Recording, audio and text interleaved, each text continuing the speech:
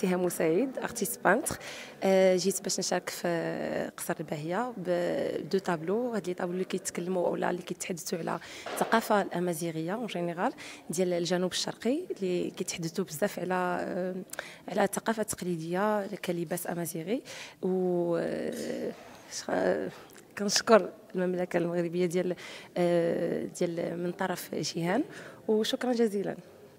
بالنسبه للطابلو شاركت بجوج طابلوات. البروميي طابلو اللي هو كيهضر على لا ريجون ديال ورزازات اي تحديدو، اللي كنتكلم فيه على واحد المراه اللي ملامح غير ظاهره بيان سور، لانه لوبجيكتيف هو نبين اللباس التقليدي ديالها.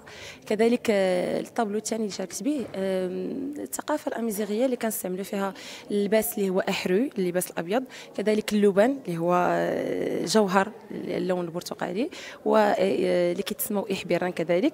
اون جينيرال استعملت المراه الامازيغيه باش نبين الثقافه الامازيغيه اكثر، وكذلك التقاليد الامازيغيه.